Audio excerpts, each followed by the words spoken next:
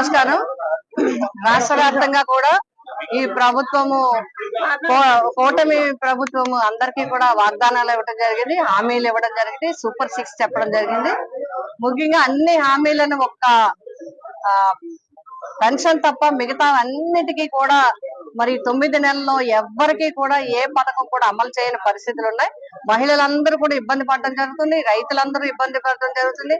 అన్ని వర్గాల్లో కూడా ప్రభుత్వం సంక్షేమ పథకాలు మాత్రమే కాదు, అన్నింటిలో కూడా ఈ ప్రభుత్వం వచ్చినప్పటి నుంచి కూడా ఇబ్బందులకు గురవుతున్నాయని అన్ని వర్గాలు కూడా చాలా బాధ చెందడం జరుగుతుంది. ముఖ్యంగా చదువుకునే విద్యార్థులందరికీ కూడా ఫీజు రియంబర్స్మెంట్ విషయంలో గాని, అమ్మఒడి విషయంలో గాని, అదే విధంగా ప్రైవేట్ కాలేజీలు మెడికల్ కాలేజీలు ప్రైవేటీకరణ చేయడం గాని, అదే విధంగా నిరుద్యోగ వృత్తి ఇస్తామని చెప్పడం గాని, ఉద్యోగ అవకాశాలు కల్పిస్తామనడానికి మరి డిఎస్సి ప్రకటిస్తామని, అదే విధంగా ఇతర కంపెనీస్ లో ముఖ్యంగా సాఫ్ట్వేర్ రంగంలో లక్షలాది ఉద్యోగాలు ఇస్తామని చెప్పి మాటలు చెప్పారు తప్ప ఇప్పటి వరకు అమలు కాలేదు. అందుచేతనే వైఎస్ఆర్సీపీ పార్టీ దీన్ని బాధ్యతాయుతంగా చూసుకుని వారి వెన్నంటి నిలబడాలని, వారికి తోడుగా ఉండాలని, వారి వాయసుని మనమందరూ కూడా బలపరచాలని చెప్పి జగన్మోహన్ రెడ్డి గారు నిర్ణయించడం జరిగింది. అందుచేతనే 12వ తేదీ ఈ నెల 12వ తేదీన మన వైఎస్ఆర్సీపీ పార్టీ ఆవిర్భావ దినోత్సవం వచ్చింది. రాష్ట్ర వ్యాప్తంగా శ్రేణులందరూ కూడా వైఎస్ఆర్సీపీ శ్రేణులందరూ కూడా ఈ ఆవిర్భావ దినోత్సవాన్ని జరుపుకోవాలని, ఆ రోజు అందరూ కలుసుకోవాలని కూడా నిర్ణయించుకోవడం జరిగింది. అదే విధంగా పిఠాపురం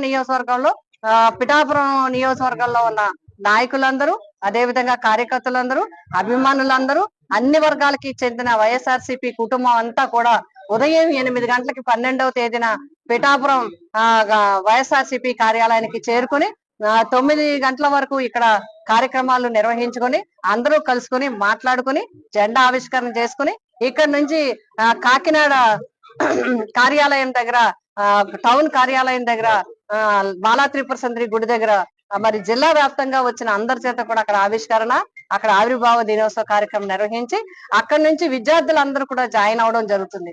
అందరూ కూడా ఇప్పటికీ విద్యార్థులు కానీ, విద్యార్థులు, తల్లిదండ్రులు అందరూ మాకు అనేక రకాలుగా విజ్ఞప్తుల్ని ఇవ్వటం జరిగింది. వారందరూ అక్కడికి చేరుకుంటారు. వారి యొక్క విజ్ఞప్తిని తీసుకొని అందరం కలిసి పాదయాత్రగా జిల్లా కలెక్టర్ ఆఫీసుకి వెళ్లి అక్కడ విజ్ఞాపన పత్రము ప్రభుత్వానికి తక్షణం ఫీజు రియంబర్స్మెంట్ ఈ ఎన్ని నెలల నుంచి అయితే ప్రభుత్వం వచ్చిన తర్వాత విడుదల చేయలేదో తక్షణం విడుదల, సుమారు 4600 కోట్లను వెంటనే తక్షణం విడుదల చేయాలి.